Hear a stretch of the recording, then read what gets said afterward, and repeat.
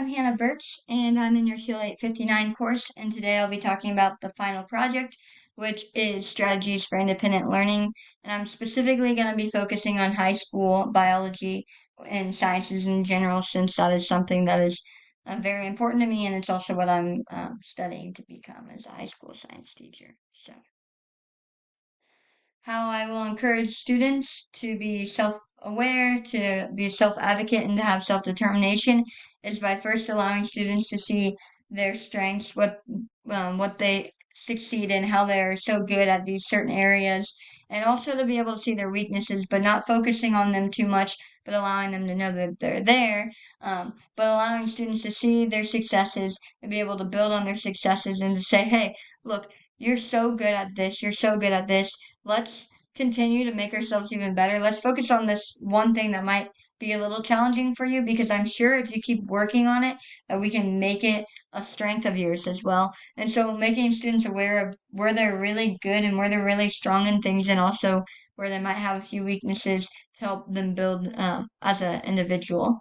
And so having them be self-aware also makes it so they are able to see in themselves what strengths they have, which allows them to be more self-aware, which can encourage them to also advocate for themselves, to understand their strengths and weaknesses, and to be able to stand up for themselves.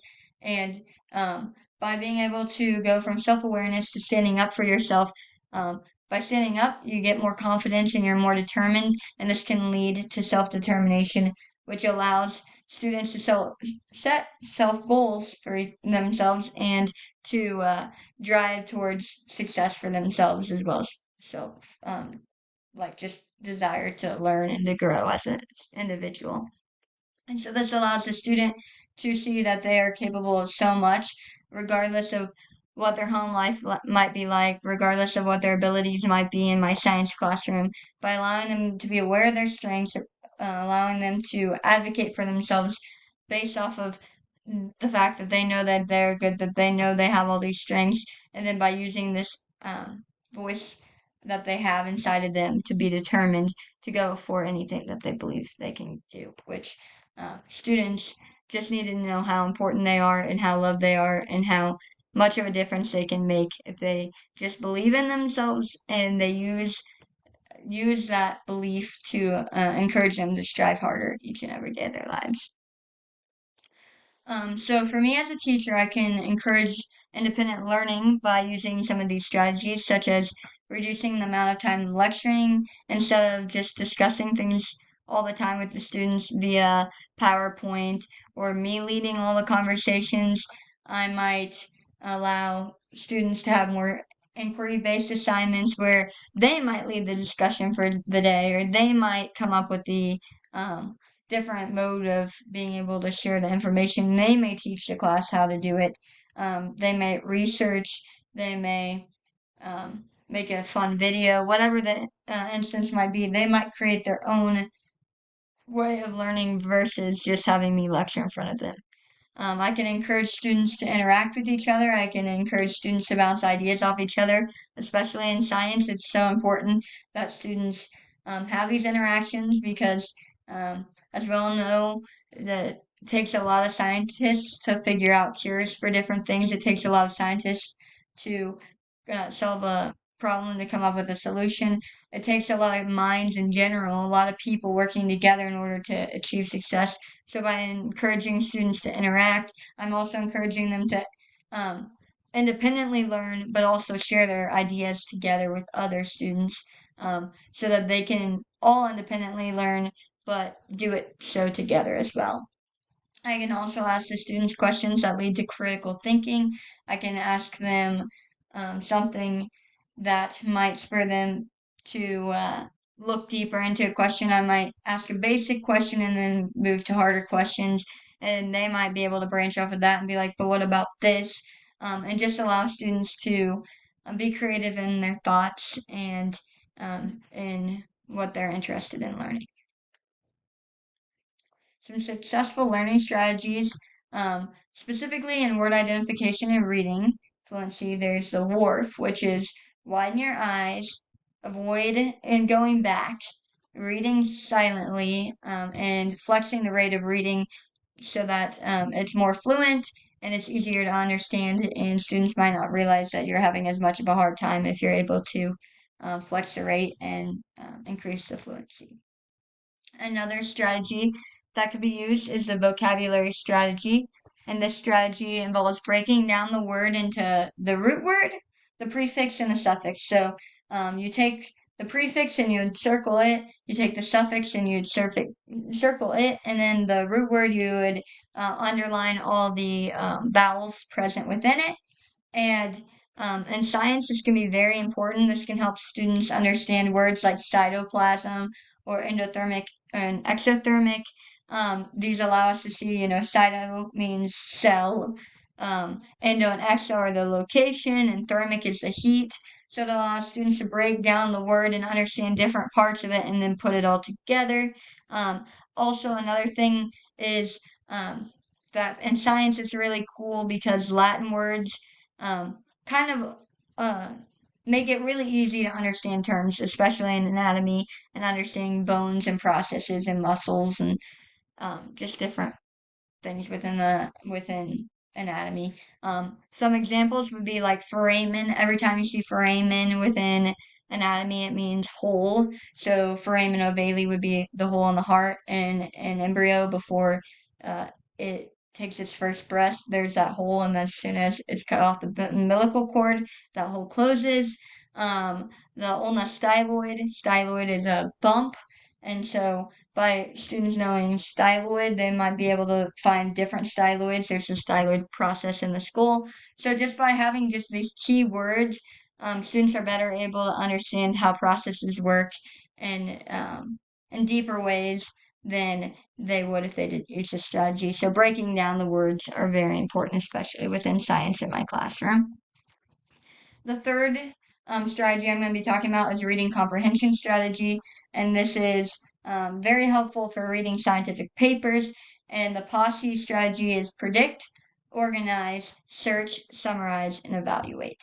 And that can be very important for scientific papers because they're very hard to understand. And so by breaking them down into these 5 different groups, we're allowing students to be able to kind of understand more of what they're reading and to create more research-based ideas off of that. Some more successful strategies in learning is the tassel and cues, which has to do with listening and note-taking strategies. Tassel is less used in the science classroom, I'd say, than cues. Cues is more used because it specifically pertains to science. It's cluster the top 3 to 6 main points. Use the cues that your teacher may give. So a teacher might be like, hey, you really should know that the term coelom means a fluid-filled cavity. Write that down now. Different cues like that are important and should be written down.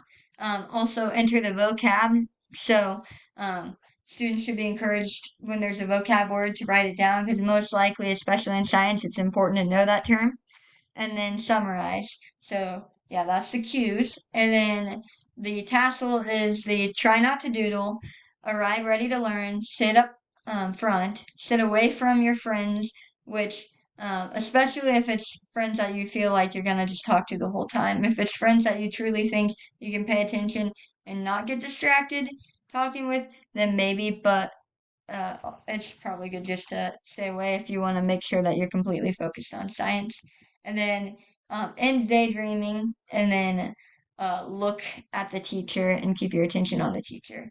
And yeah, tassel is a general strategy for listening and note taking. Cues is the one more probably used within my classroom. Another strategy is a writing strategy, and there's a POW and tree, and that's used more for persuasive writing. So maybe if we were to do a project over GMOs or no GMOs, we might use POW and tree. But POW is pick an idea, organize your thoughts, and write about the topic, more about it. And then tree is the topic sentence. R is reasons why, E is explain reasoning, and the other E is end. So end your thought and your statement. And yeah, like I said, that can be used very frequently within persuasive writing. Now, strategies for problem solving in math.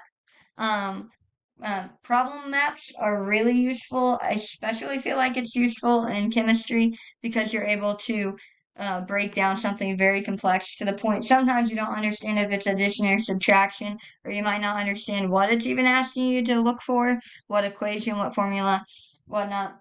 So by taking the map strategy, we're taking out the numbers, looking at first at the question and what it's asking, figure out how to solve the problem, and then add the numbers back in.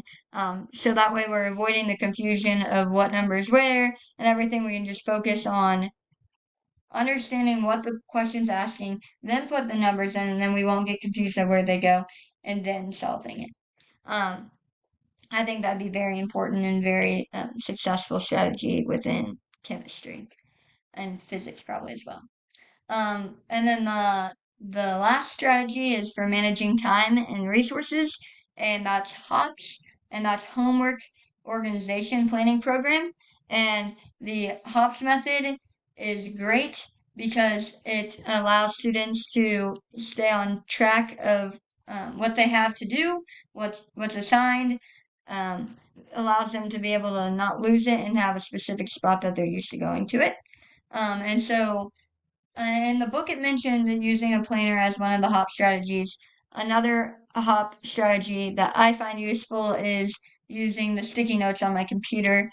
So it's a little app, and I'll type in what what I need it to do, and I'll erase what I do after I'm done doing it and turning it in. But it keeps me on organized on top of my homework and allows me just to have more time to enjoy and not stress about not having assignments done. So all of those have been very useful in my life. Ways to ensure independent learning in my classroom are by encouraging creativity in the classroom. I want students to reach out and do things that are different than their peers. I want them to desire to learn in fun and new ways. I'm not opposed to trying new things. I think that we all need to be willing to if we want to really encourage critical thinking and growth of students in their own ways and allow them to individually grow.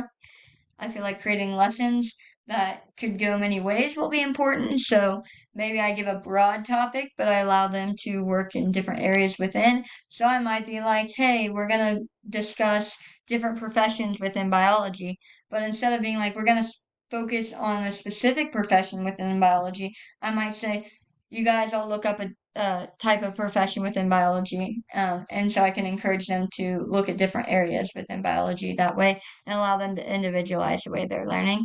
I can help students realize their passion and incorporate it into the course as well. So if a student really is struggling, but I know they really, really do well by learning from video games, I might find a way to incorporate a video game into our lesson plan that's based on science, but it's a video game, so they might enjoy that.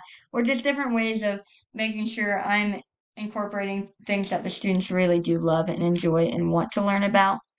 Um, and some other things I could do is allow time for self-instruction for my students, allow them to create ideas with how they're going to go about processes, and I can give students time to self-monitor and to recognize what they might want to do, how they might want to go about it, and to be open and listening ear to whatever ways they want to go about with creativity. So, um, thank you for listening to my presentation on independent learning, and I hope that your day is great, and thank you for having me in your class.